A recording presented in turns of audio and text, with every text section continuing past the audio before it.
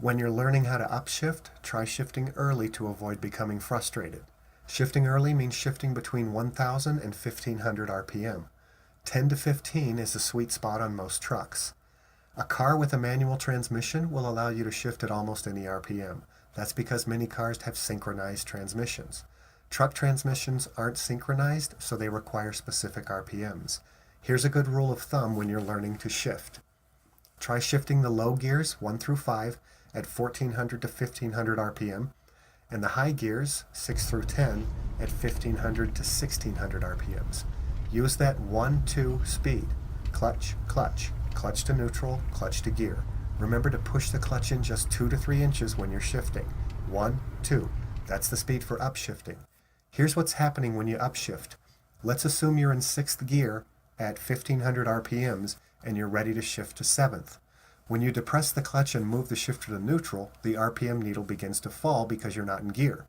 If it falls below 1000 before you make your next gear, the truck probably won't go into gear. So what you're really trying to do is beat the needle to 10, which means you're trying to make your next gear before the needle reaches 1000 RPM. If you fail to make your next gear before the needle falls below 10, you'll have to kick the needle up to the sweet spot. Revving the engine once kicks the needle up. Rev the engine by depressing the fuel pedal using a short, quick stab. Avoid depressing and holding the pedal down or you'll push the needle past the sweet spot. If you're having trouble revving the engine to the correct RPM, try practicing in a stationary truck. With the engine idling, the transmission in neutral, and the brakes set, depress and release the fuel pedal quickly and watch the RPM needle. Did it rise to 1000 to 1500? If not, allow the needle to fall and then rev the engine again with a little more force. Push that needle up to 1300 to 1500. Practice revving the engine until you're consistently hitting the sweet spot. This exercise will help build muscle memory in your lower right leg. This is an important skill that you'll use when you downshift because every downshift requires an engine rev.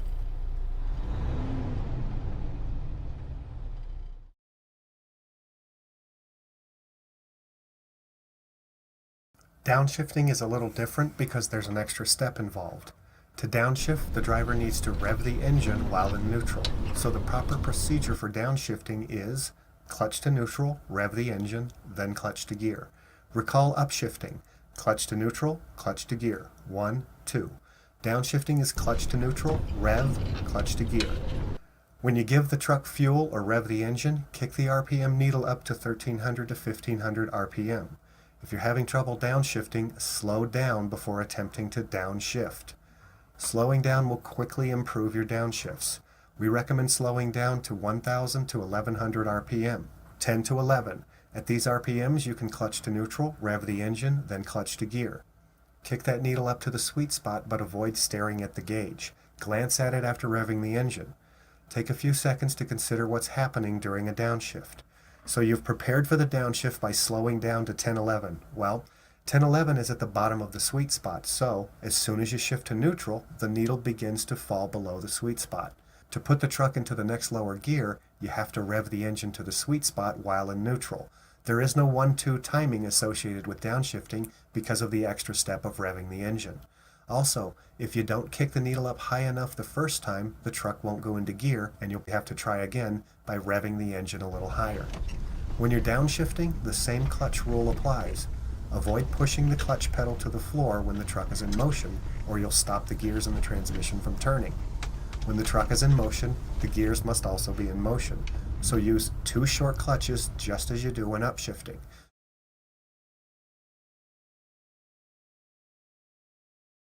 Patience over panic is the key to fixing a missed gear. Panic will cause you to grind your gears. Try to control that emotional response and practice this method instead.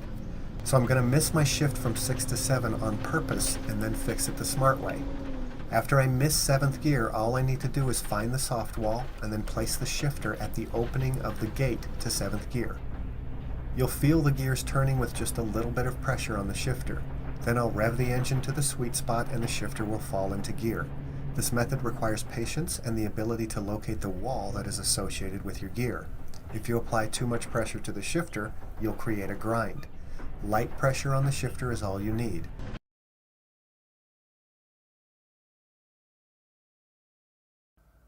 If you push the RPMs above 1500, you can still shift and make your next gear, but you'll have to alter the timing of your shift. Shifting at the 1-2 speed may not work depending on how far you push the RPMs. So let's assume that you've pushed the RPMs to 1800 without shifting.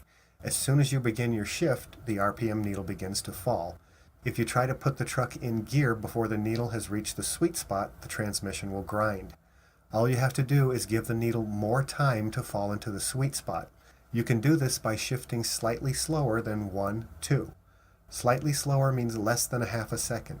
So instead of the 1-2 speed, try 1-2. Very little difference. Shifting early yields better fuel mileage. You'll be a hero if you shift early because fuel is a trucking company's biggest cost. Let's move on to low RPM shifting.